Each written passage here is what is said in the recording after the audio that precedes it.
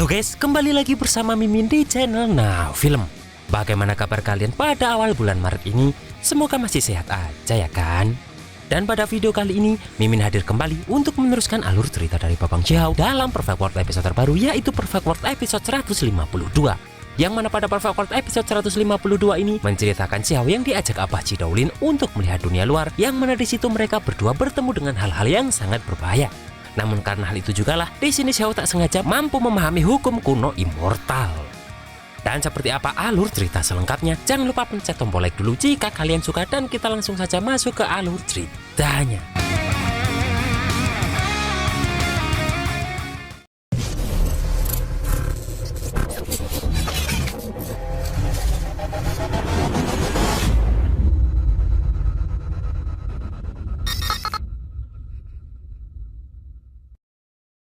Setelah pertarungan besar kemarin, di sini Xiao pun langsung ke kolam Pri Akademi Tianxian bersama Jing Yi. Dan di sini Jing Yi benar-benar berterima kasih karena kali ini Xiao datang tepat waktu untuk menolong Jing Yi. Kemudian Jing Yi pun bertanya apakah teman-teman Xiao sudah pergi. Xiao pun mengiyakan hal tersebut karena hal itu mereka lakukan demi mempersiapkan diri karena pertarungan antar jenius akan segera tiba. Namun Jing Yi malah ingin mencari kompetisi di tempat lain dan tak ingin mengikuti kompetisi di daratan langit itu. Di sini Xiao pun menawarkan apakah Jing Yi tak mau ikut dengan Xiao saja. Namun Jing Yi menjawab bahwa untuk memikirkan bagaimana cara memutuskan hubungan dengan tubuh utamanya, maka dirinya ingin pergi ke negara Do misterius untuk bermeditasi selama beberapa hari. Mendengar itu pun Xiao berharap bahwa mereka berdua bisa bertemu lagi di dalam kompetisi agar istrinya tersebut bisa melihat bagaimana Xiao mampu mengalahkan para musuh yang kuat.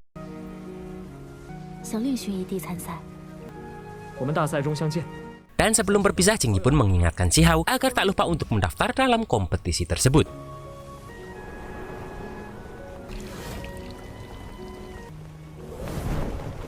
Setelah itu pun Xiao kembali ke reruntuhan Dojo Supreme dan melihat bahwa ternyata Chidaolin juga sudah kembali ke situ. Di sini Chidaolin pun langsung mengajak Xiao untuk melihat dunia luar, dan Xiao pun hanya bisa menuruti ajakan gurunya tersebut. Saat sampai di gurun daratan api, Xiao pun bertanya apakah Abah Daolin ini membawa Xiao hanya untuk melihat gurun. Dan jika hanya ingin melihat dunia seperti itu, seharusnya mereka berdua tak perlu terbang selama beberapa hari. Dan Xiao pun mengajak gurunya mendaftar kompetisi saja karena perang antara jenius di laut pertemuan 100 sungai akan segera dimulai. Namun Chidaolin tak mau mengurusi hal semacam ini dan meminta agar Xiao mencari faksi Daoism lalu menyelinap masuk saja. Mendengar itu Xiao pun kesal karena gurunya ini tak bisa diandalkan. Namun Chidaolin meminta Xiao tak mengeluh, apalagi mereka berdua sekarang sudah sampai di tujuan. Yang mana ternyata Chidaolin ini mengajak Xiao ke tempat bernama Tanah Petaka.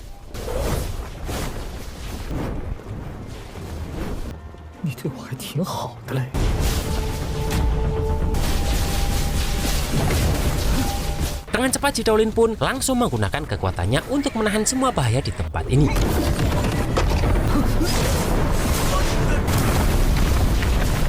Yang mana karena teknik Chidaolin ini membuat munculnya sebuah formasi kurungan di tempat itu. Dengan cepat pun Xiao langsung menggunakan pupil gandanya untuk mencari pintu masuk tempat itu. Dan setelah menemukannya, mereka berdua pun masuk lebih dalam ke tempat itu lewat pintu masuk tersebut. Tak lama kemudian mereka berdua ini sampai di terowongan tambang gua kuno immortal. Yang mana di dinding tempat itu Xiao melihat bahwa terdapat bekas cakaran yang tak biasa.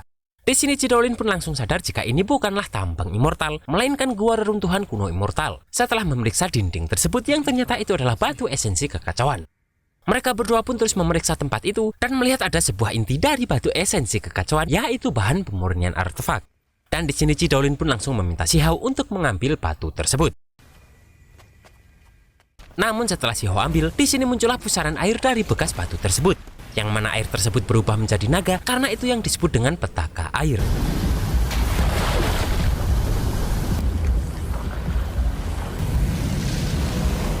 Bahkan setelah mengetahui hal tersebut, Chidaolin pun langsung mengajak Xiao untuk segera kabur. Di sini Xiao pun tertangkap oleh naga petaka air tersebut, namun untungnya Chidaolin langsung menyelamatkan muridnya tersebut. Chidaolin pun meminta Xiao tak menjauh darinya karena ada nafas jalan immortal dalam banjir yang dapat merusak segalanya ini. Karena jika tidak, Xiao tak akan bertahan lama dalam banjir ini. Dan di bawah perlindungan kekuatan Chidaolin ini, mereka berdua terus berusaha menghindari naga petaka air ini.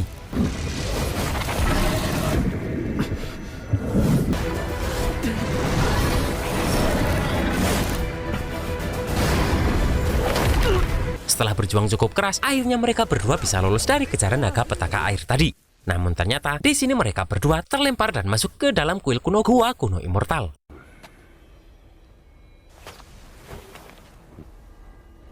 Setelah melihat cukup lama di sini, Jidaolin sadar bahwa sepertinya mereka berdua tak sengaja menabrak inti dari kediaman immortal ini.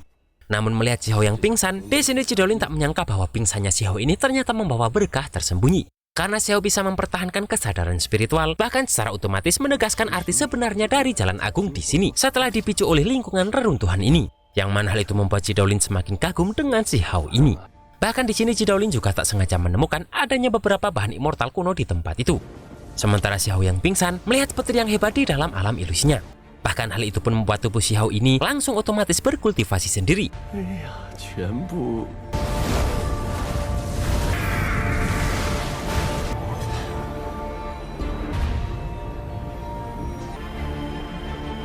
Namun Jidaolin baru sadar jika semua ini adalah ilusi. Sementara di alam ilusi Xiao, terlihat Xiao harus menghadapi mayat prajurit kuno yang berusaha menyerangnya. Bahkan terdapat emas peri 7 warna psikis yang menyerupai tubuh Xiao ini. Sementara Jidaolin terus terfokus dengan semua batu itu yang sepertinya itu adalah semacam harta kulit batu.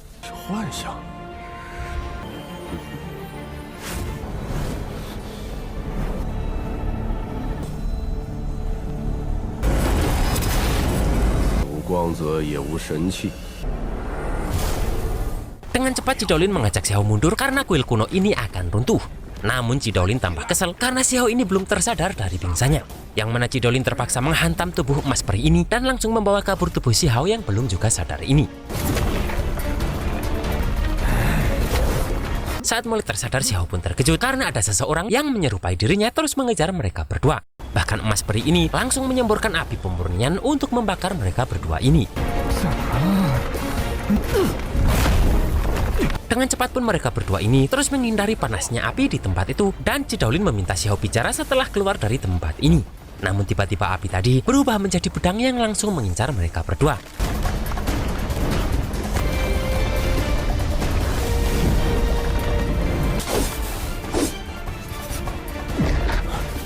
Di sini Jidaolin memanglah bisa menghancurkan pedang tersebut, namun tak sampai di situ saja karena di sini api tersebut berubah menjadi pedang lagi yang kini jumlahnya bertambah sangat banyak. Dengan cepat pun mereka berdua menghindari pedang-pedang ini.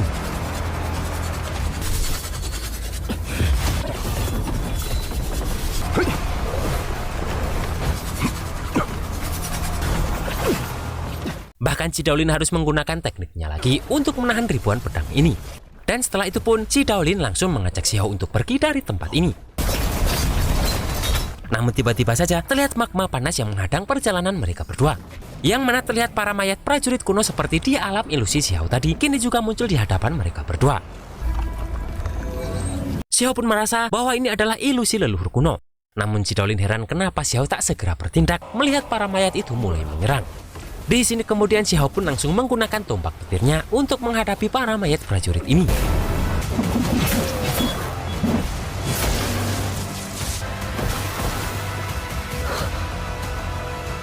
Namun tak sampai di situ saja, karena sekarang muncullah mayat prajurit dengan tubuh yang lebih besar. Yang mana di sini Xiao harus mengerahkan kekuatannya yang lebih banyak untuk menghindari serangan pedang dari mayat tersebut.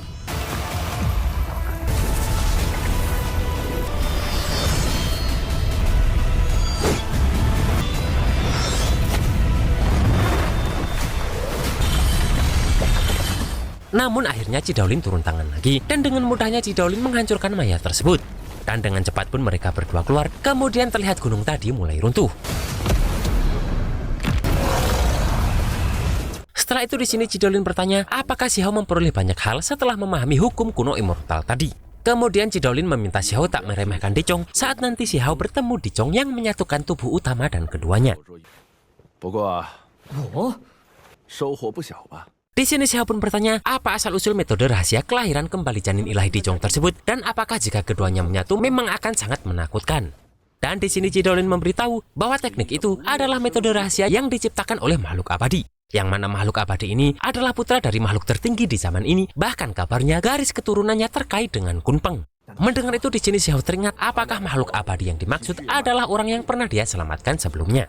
Kemudian Jidaolin melanjutkan, asalkan keduanya tak mati bersama, maka dapat terlahir kembali tanpa henti dan menjadi lebih kuat. Namun untuk istana immortal, mereka tidak akan menjadi lebih kuat setelah perubahan karena yang mereka dapatkan hanyalah pecahan metode saja. Namun Jidolin memperingatkan bahwa mereka tetap tak bisa diremehkan. Kemudian Jidolin pun pamit pergi karena dia ingin menjelajahi tanah tak bertuan. Namun di sini Xiahou memperingatkan bahwa istana Supreme mungkin akan dibawa ke alam atas oleh kura-kura raksasa. Namun Jidolin sudah tahu hal itu karena Phoenix Berak sudah melihat sebelumnya. Kemudian Xiahou pun harus menangani hal lain sebelum dia mengikuti kompetisi ini. Yang mana ternyata Xiahou ini langsung menemui kakeknya yang sedang berada di gunung api daratan iblis.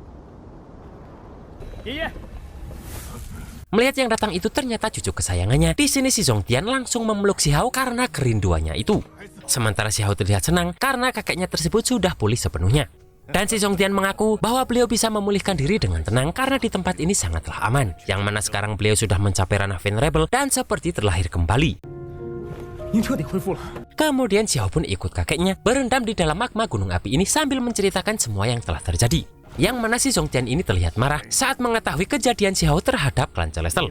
Namun di sini Xiahou meminta kakeknya itu tak perlu marah karena Xiahou tak kenapa-kenapa. Si Zongtian pun tahu jika semua itu karena Xiahou memiliki guru yang hebat. Kemudian Xiahou mengakui jika Jidolin gurunya tersebut memperlakukannya dengan baik meskipun kadang tak bisa diandalkan.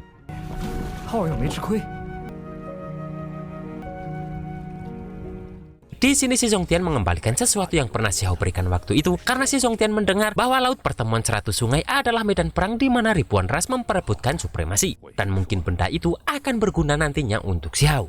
Sementara itu Xiahou pun memberikan batu takdir surgawi yang dia dapatkan agar diserap oleh kakeknya. Namun kakeknya itu menolaknya karena sebentar lagi Xiahou akan ikut kompetisi dan batu itu lebih baik dipakai Xiahou saja. Dan pasti batu itu bisa membuat Xiahou berkembang lebih jauh lagi andai Xiahou bisa menyatu dengan benda ini. Xiahou pun memberitahu bahwa benda itu bisa menjadi obat yang sepadan dengan obat cuci jika batu itu digiling menjadi bubuk.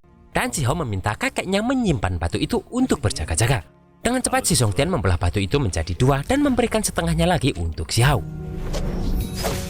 Kemudian kakeknya memberitahu bahwa kabarnya ada banyak kontestan yang menyalakan api ilahi setelah memasuki arena laut pertemuan 100 sungai. Dan kakeknya tersebut sudah secara khusus menanyakan keberadaan api ilahi kuno untuk Xiahou. Kemudian kakeknya mengajak Xiahou menaklukkan api itu besok. Namun Xiahou menjawab bahwa untuk menyalakan api ilahi, Xiahou sudah punya rencana lain dan Xiahou tak mau merepotkan kakeknya lagi. Mendengar itu di sini si Zongtian bisa tenang, menyadari cucunya sudah dewasa dan sudah memikirkan semua yang akan Xiahou lakukan sendiri. Namun si Zongtian menyayangkan Xiahou yang tak bisa tinggal lama di tempat itu karena beliau mendengar bahwa kompetisi besar akan segera dimulai. Yang mana hal itu membuat beliau sedih karena mereka berdua harus berpisah lagi setelah baru sebentar saja bertemu. Dan si Zongtian hanya berharap Xiahou hati-hati dan tetap bertahan hidup meskipun tak mendapatkan peringkat di dalam kompetisi itu. Namun Xiahou berjanji pada kakeknya tersebut bahwa dia akan kembali hidup-hidup.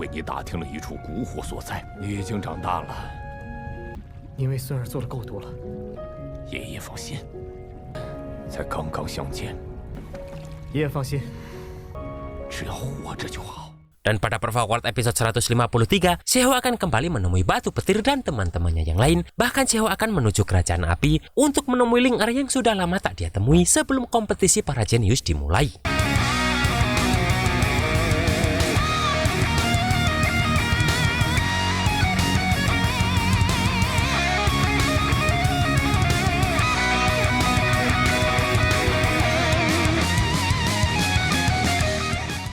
Dan itulah guys alur cerita Perfect World episode 152 ini. Gila sih kalau menurut Mimin, pingsan aja Xiahou ini bisa memahami hukum kuno immortal, apalagi kalau sadar ya kan. Dan rintangan apalagi yang akan Xiahou hadapi saat mencari Ling Er yang sangat Xiahou rindukan, kita tunggu saja di Perfect World episode 153. Akhir kata, tetap semangat karena bulan sudah berganti dan see you next episode.